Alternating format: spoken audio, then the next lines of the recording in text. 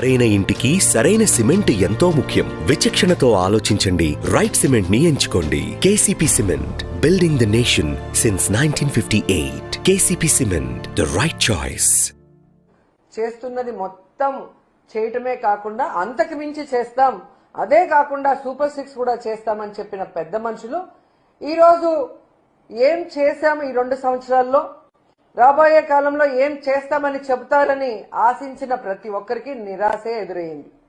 ఎందుకంటే ఈ నాయకుల ప్రసంగాలు మొత్తం చూస్తుంటే ఇది సైకిల్ పార్టీ మహానాడా లేక సైకో పార్టీ మహానాడా అని అందరికీ ఒక అనుమానం కలిగింది.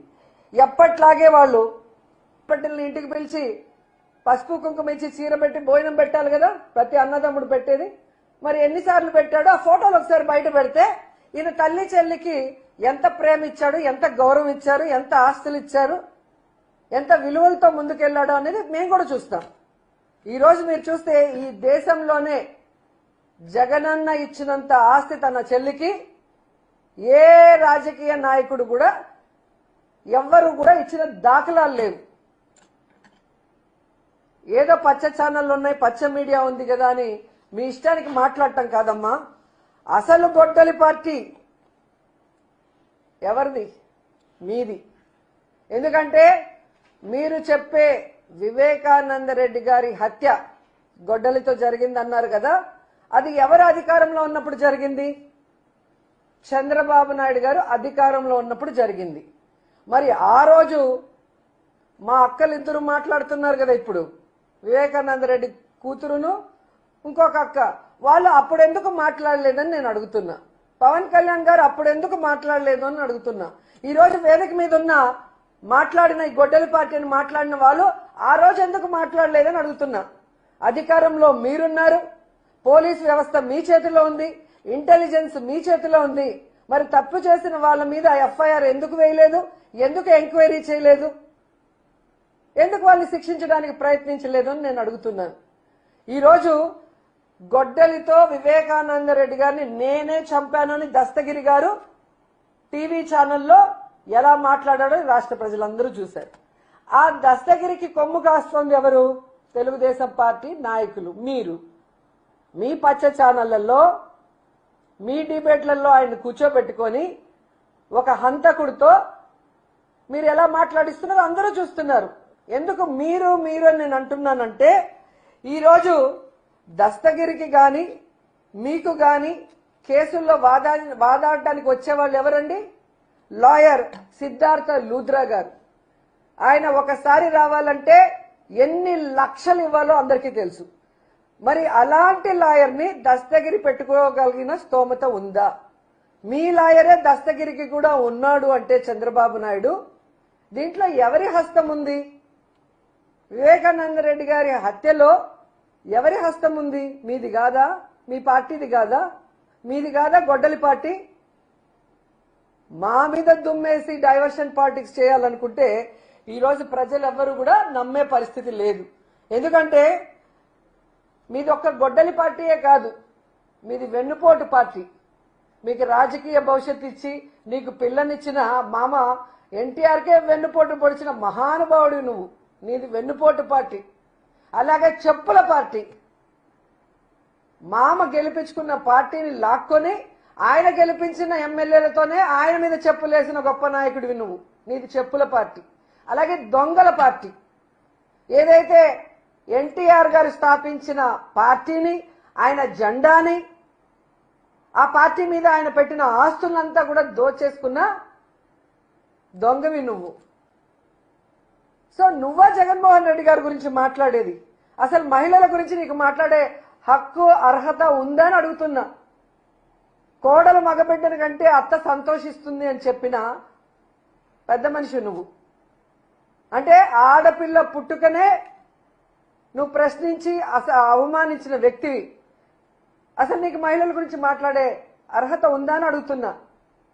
జగన్మోహన్ రెడ్డి గారు మహిళా పక్షపాతి అయితే నువ్వు మహిళా కక్షపాతివి.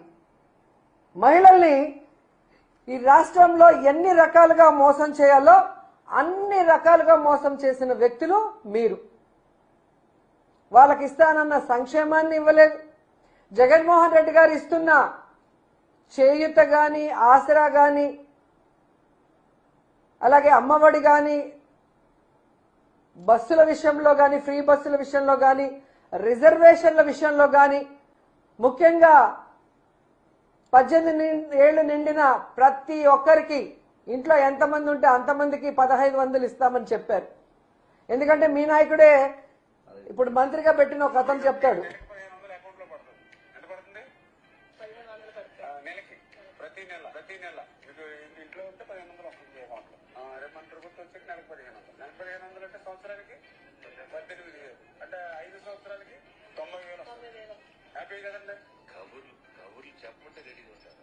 చూశారు కదా.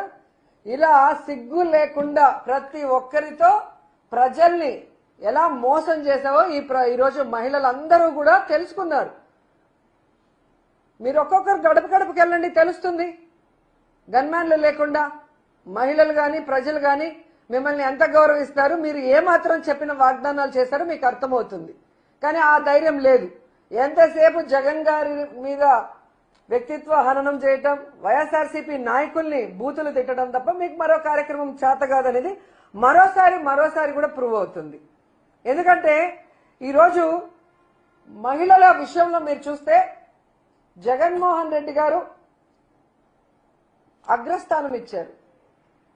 ఇంట్లో మగవాడితో సమానంగా మహిళకి గౌరవాన్ని పెంచాలి, ఆర్థికంగా వాళ్ళు బలపడాలి అని చెప్పి ఇళ్ల పట్టాలు 31 లక్షల ఇళ్ల పట్టాలు వాళ్ళ పేరు మీద ఇవ్వటం జరిగింది. ఆ తర్వాత దాదాపుగా 10 లక్షలకు పైగా ఇళ్లు పూర్తి చేసి ఇవ్వటం జరిగింది.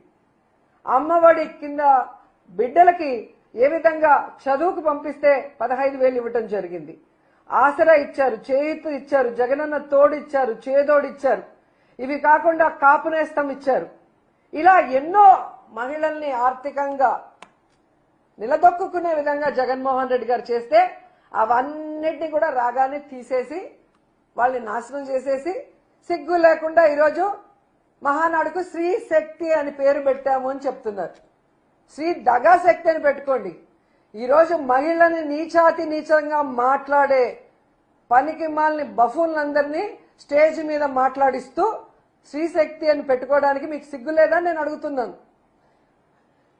నిన్న లోకేష్ గారు ఇంకొక అడుగు ముందుకేసి ఎక్స్ లో స్టే ట్యూన్, నేను ఫస్ట్ టైం పార్టీ ప్రెసిడెంట్ గా మాట్లాడబోతున్నాను, ఒక బిగ్ అనౌన్స్మెంట్ ఇస్తున్నాను, స్టే ట్యూన్ అని చెప్పాడు. అందరూ ఏంటా, ఏదో కొత్తగా ఏదో చేస్తారేమో అని చెప్పి ఎదురు చూశారు. తీరా చూస్తే మహిళా రిజర్వేషన్ 33% ఇస్తున్నాము అని చెప్పి డైవర్షన్ పాలిటిక్స్ మళ్ళీ స్టార్ట్ చేశారు. ఎందుకంటే నేను ఈ మాట అంటున్నాను, మహిళా రిజర్వేషన్ బిల్లు సందర్భంగా తెలుగుదేశం పార్టీ చంద్రబాబు నాయుడు ఈరోజు మహానాడు వేదికగా మళ్ళీ 2 నాల్కల ధోరణి అందరికీ కూడా చూపించడం మనం అందరం కూడా గమనిస్తున్నాం. ఎందుకంటే పార్లమెంట్లో మహిళా బిల్లు పాస్ అవుతుందని మొన్న మహిళా బిల్లుని ప్రవేశపెట్టిన సమయంలో డీలిమిటేషన్ పేరుతో కాంగ్రెస్ పార్టీ ఆ మహిళా రిజర్వేషన్ ని అడ్డుకున్నప్పుడు ఆ పార్లమెంట్ లో మహిళా రిజర్వేషన్ అడ్డుకున్న కాంగ్రెస్ నాయకుడితో మన టీడీపీ వాళ్ళు బ్రేక్ఫాస్ట్లు, లంచ్లు, డిన్నర్లు చేసిన మహిళా ద్రోహులు కాదా అని అడుగుతున్నాను.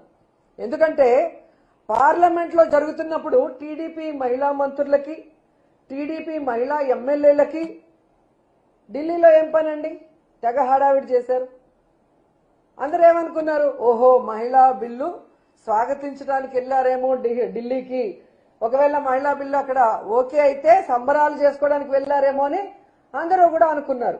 తీరా చూస్తే అక్కడ ఏం జరిగింది, మహిళా బిల్లును దగ్గరుండి ఓడించిన కాంగ్రెస్ సీఎం రేవంత్ రెడ్డి గారితో మన మహిళా టీడీపీ మంత్రులు, ఎమ్మెల్యేలు ఏ విధంగా చిరునవ్వులు చిందిస్తూ వారి ఇంటిలో ఫోటోలు తీసుకున్నారు, వాటితో బ్రేక్ఫాస్ట్ చేశారు మనం చూసాం. అంటే మహిళా బిల్లు అక్కడ వీగిపోయిన తర్వాత మీరు ఎంజాయ్ చేస్తున్నారు అంటే మీరు మహిళా బిల్లుకి వ్యతిరేకులు, మహిళా రిజర్వేషన్ కి వ్యతిరేకులు అనేది ఈ రాష్ట్ర ప్రజలందరూ కూడా గమనించారు. ఆ విషయం మీరు తెలుసుకోవాలి. అలాగే మీరు చూస్తే మహిళలే కాకుండా టీడీపీ ఎంపీలు కూడా ఏ విధంగా రేవంత్ రెడ్డి గారితో డిన్నర్లు చేస్తూ రాత్రుల్లో ఫోటోలు దిగారో ఆ ఫోటోలు అన్ని కూడా బయటకు వచ్చాయి. అంటే వీరు ఏ విధంగా మహిళా రిజర్వేషన్ బిల్లుకి సపోర్టివ్ గా ఉన్నారని ప్రజలు నమ్ముతారని ఈరోజు మహానాడులో మళ్ళీ అబద్ధం చెప్తున్నారని నేను అడుగుతున్నాను. ఎందుకంటే అక్కడ మహిళా బిల్లు వీగిపోయిన 24 గంటల లోపల టీడీపీ ఎంపీలు, ఎమ్మెల్యేలు, మంత్రులు అందరూ కూడా రేవంత్ రెడ్డితో పండగ చేసుకుంటున్నారు అంటే ఈరోజు ప్రతి ఒక్కరికి అర్థమవుతుంది. ఆనాడే జగనన్న చెప్పాడు, కాంగ్రెస్ పార్టీతో టీడీపీకి హాట్ లైన్ బంధం ఉంది. పొద్దున బ్రేక్ఫాస్ట్ బీజేపీతో చేస్తే